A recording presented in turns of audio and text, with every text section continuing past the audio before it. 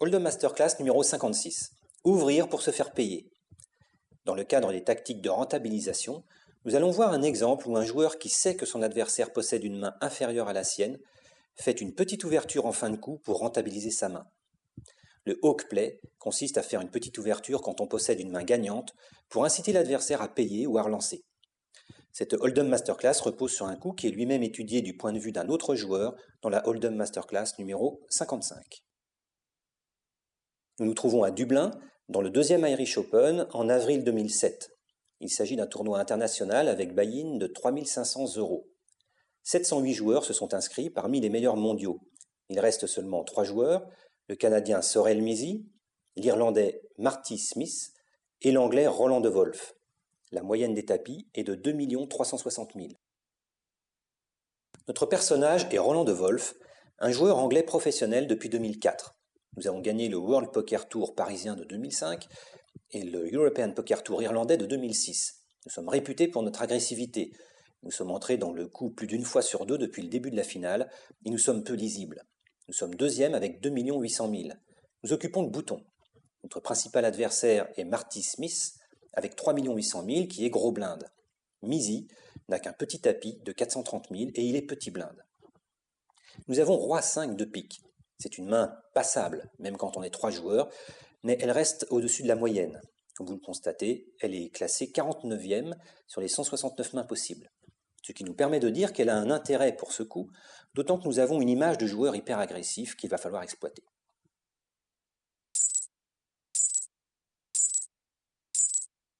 Nous relançons à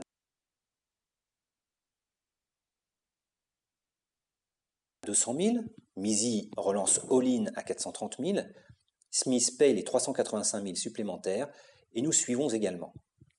Nous décidons de relancer 250 000, soit 200 000 en tout. Pourquoi ? Pour avoir des informations sur les adversaires, bien sûr. En relançant avec roi 5, nous ne jouons pas sur notre potentiel d'amélioration, mais sur notre image. Misi réfléchit plusieurs secondes, puis décide d'envoyer son tapis, ce qui donne 430 000 en tout. C'est une relance qui double la nôtre, donc qui n'est pas menaçante. Misi a hésité, donc il est probable qu'il tente le tout pour le tout avec une main plutôt faible. Si Smith passe, il est évident que nous allons payer cette relance puisque notre main est supérieure à la moyenne. Mais au lieu de cela, Smith paye les 385 000 supplémentaires. Smith est un joueur prudent. Il est entré dans moins de 20% des coups. S'il prend le risque d'entrer dans le coup et de se faire relancer par nous ici, c'est parce qu'il a une bonne main. D'autant que la stratégie de tournoi habituelle lui commanderait plutôt de nous laisser seuls face à Misi. En temps normal et contre un adversaire agressif, nous relancerions. Mais Smith est capable de suivre car il peut avoir une grosse paire. Autre élément, il a 30% de jetons en plus que nous. Nous préférons donc suivre et voir le flop sans surenchérir. Le pot contient 1 255 000. Ce flop est extrêmement dangereux. Non seulement il contient une paire, mais en plus il comporte un as et 2 piques, ce qui donne tous les tirages possibles.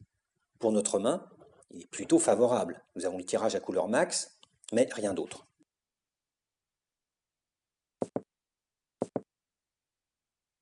Smith check et nous checkons aussi. Smith check et pourtant, d'après la connaissance que nous avons de ce joueur, il possède très probablement 2 paires aux as. Il est donc plus fort que nous. Quel intérêt aurions-nous d'ouvrir ici, puisqu'il va probablement payer ? Si la turn n'est pas un pique, nous allons être coincés. Idem si c'est un roi, car c'est encore insuffisant face à l'as que possède probablement Smith. Mais le plus important est de rester 2 contre un seul adversaire. Smith et nous-mêmes pouvons améliorer et battre Misi à la fin, par exemple si la brelante 10 et si l'un de nous termine couleur. Nous devons donc checker aussi, c'est ce que nous faisons. Cela s'appelle du jeu collaboratif et c'est totalement légal.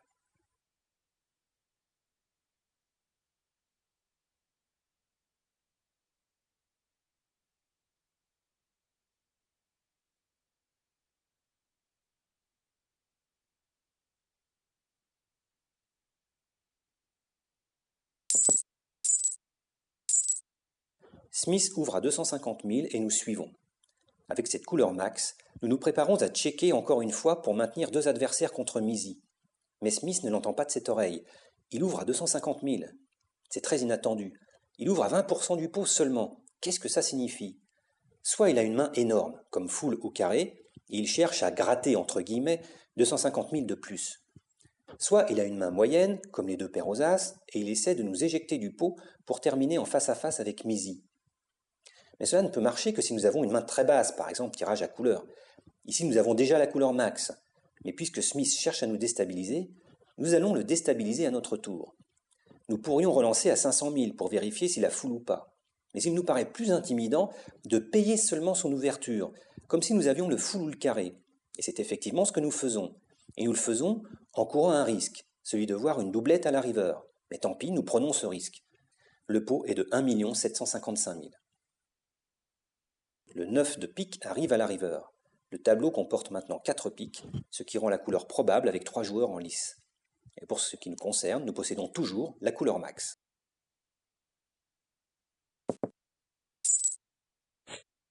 Smith check, nous ouvrons à 500 000 et Smith passe. Alors que Smith a cassé le jeu collaboratif en ouvrant au tour précédent, cette fois, il décide de checker. Cette action est curieuse. S'il avait un gros jeu comme un full, il ne pourrait pas se permettre de checker, car ce serait nous donner la possibilité de checker aussi et d'aller à l'abattage sans dépenser plus. Ce check trahit donc clairement que Smith n'a pas un gros jeu. Donc il a par exemple 2 paires aux as ou petites couleurs. De notre côté, si nous possédions un très gros jeu, nous devrions ouvrir, car c'est le seul moyen de toucher des jetons en plus. Ce faisant, Smith pourra peut-être nous payer avec sa couleur, car il pourrait penser que nous bluffons pour arracher le pot. C'est aussi pourquoi nous décidons de faire une ouverture pas trop élevée, seulement à 30% du pot, soit 500 000. Smith réfléchit longtemps, puis il décide de passer. Cela confirme ce que nous pensions. Le pot est de 2 255 000. Nous abattons la couleur max et Misi seulement la couleur As-Valet. Misi est éliminé et nous passons en tête de tournoi avec près de 4 millions. Ce coup est particulièrement riche, c'est pourquoi il donne l'occasion de réaliser 2 Hold'em Masterclass successives. Ici, dans la position de Roland de Wolf, la leçon porte sur l'attaque finale en vue de rentabiliser. Toute l'action de Wolf repose sur le fait que Smith check à la river. Jusqu'à la turn incluse, Wolf ignore le jeu que peut avoir Smith. Tout ce qu'il sait, c'est que Smith a une bonne main de départ.